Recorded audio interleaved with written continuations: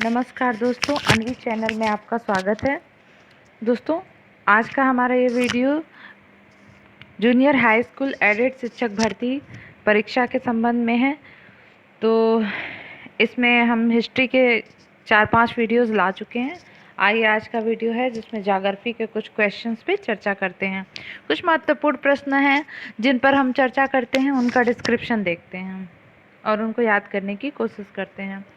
तो आइए, हमारा पहला क्वेश्चन है, पृथ्वी की पपड़ी का मुख्य अंश किससे गठित होता है? पृथ्वी की पपड़ी अर्थात जो पृथ्वी की ऊपरी सतह है, उसका मुख्य अंश किससे गठित होता है? तो इसका आंसर है, रासायनिक पदार्थों की उपस्थिति के आधार पर पृथ्वी को 3 भागों में बांटा गया है, सियाल, सीमा और नीफे। तो जो सियाल होता है, पृथ्वी की पपड़ी पृथ्वी का सबसे ऊपरी परत होती है, उसको सियाल कहते हैं। तो सियाल की रचना ग्रेनाइट चट्टानों से होती है, जिसमें सिलिका, एल्यूमिनियम, अभ्रक, कोयला आदि पाया जाता है। सिलिका तथा एल्यूमिनियम की अधिकता के कारण मिलाकर के इसको सियाल कहा जाता है। तो पृथ्वी की पपड़ी सियाल से बनता है, अर्थात सिलिका और एल्यूमिनियम से बनता है। नेक्स्ट क्वेश्चन है, पश्चिमी विक्षोभ की उत्पत्ति का स्थल क्या है? बहुत ही इंपॉर्टेंट क्वेश्चन है फ्रेंड्स, इसको ज़रूर से याद रखिए। पश्चिमी विक्षोभ की उत्पत्ति का स्थल है आपका क्या कहते हैं, भूमध्य सागर। भूमध्य सागर से पश्चिमी विक्षोभ उत्पन्न होता है। पश्चिमी विक्षोभ का कारण उत्तर पश्चिमी भारत में बारिश होती है। भूमध्य सागर में जो तूफानी हवाएं उठती हैं, उन्हीं को पश्चिमी विक्षोभ कहा जाता है।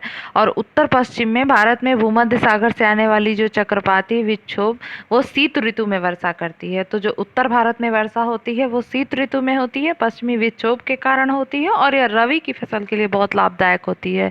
तेज हवाओं के चलने के साथ इसमें गरज के साथ वर्षा होती है। तो ये याद रखिएगा कि यह उत्तर भारत में वर्षा होती है और यह एक शीतकालीन वर्षा है।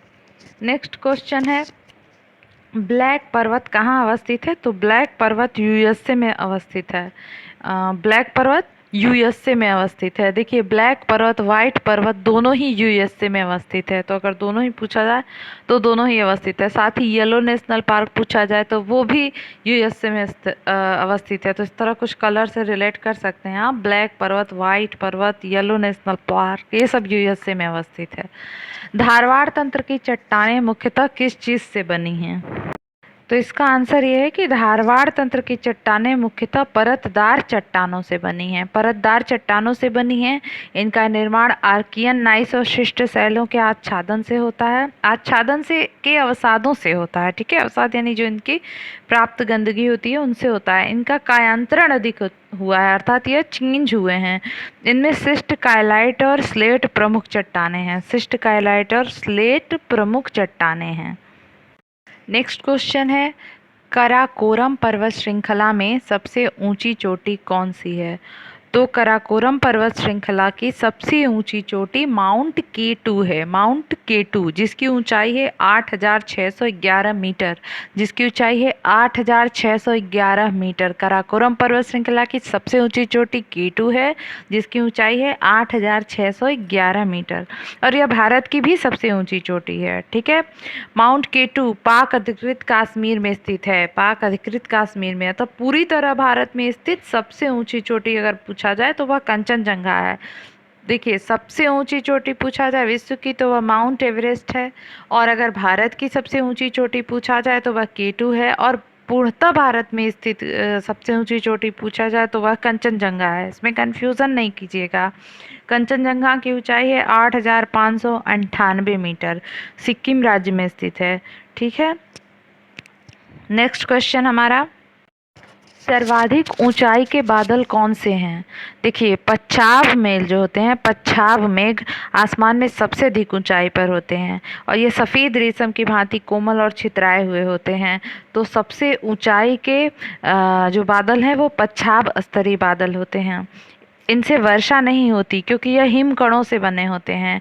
चक्रवात के आगमन के क्रम में जब ये दिखाई देने लगते हैं तो सबसे पहले चक्रवात के आगमन के ही सूचक होते हैं। तो सबसे ऊंचाई के बादल कौन से हैं? पच्छाव स्तरीय बादल। नेक्स्ट क्वेश्चन है, भारत में सर्वाधिक ऊंचाई वाला झरना कौन सा है? तो भारत में सर्वाधिक ऊंचाई वाला झरना है कुंचिकल झरना। कुंचिकल झरना आपका कर्नाटक में है, जो 1493 फीट का है। 1493 फीट की ऊंचाई पर है कुंचिकल झरना, कर्नाटक में है, भारत का सबसे ऊंचाई वाला झरना। नेक्स्ट क्वेश्चन है, भूकंप की सबसे विनाशक तरंग कौन सी है? भूकंप की सबसे विनाशक तरंग कौन सी है? तो इसका सही आंसर होगा पी तरंग। यह प्राथमिक तरंग है। इस तरंग का पृथ्वी के विकेंद्रण के पास पहला आघात पहुंचता है। यह ठोस, द्रव और गैस तीनों माध्यम में चलती है, परंतु ठोस में इनका सर्वाधिक व्यवहार होता है। पी वेव, जिसको सरफेस वेव भी कहते हैं, ठीक है। तो ये केवल क्षैतिज तल पे ही चलती हैं और इनका यह सबसे ज़्यादा विनाशकारी होती हैं। तो क्वेश्चन है कि भूकंप की सबसे विनाशक तरंग कौन सी है?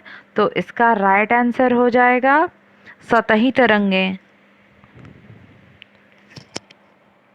नेक्स्ट क्वेश्चन है, मालाबार की जलवायु किस प्रकार की है? तो मालाबार क्षेत्र जो केरल का क्षेत्र होता है उसको कहते हैं। तो मालाबार क्षेत्र की जलवायु मुख्यतः आर्द्र उष्णकटिबंधीय प्रकार की है।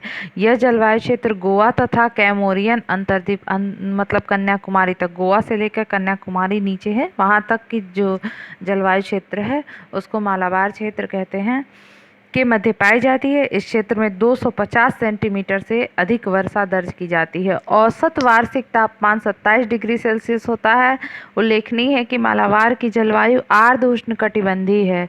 कोची इस जलवायु क्षेत्र का उदाहरण है। कोची केरल में के आसपास इसी में पड़ता है, तो वही कह रहा है कोची इस जलवायु क्षेत्र का उत्तम उदाहरण है।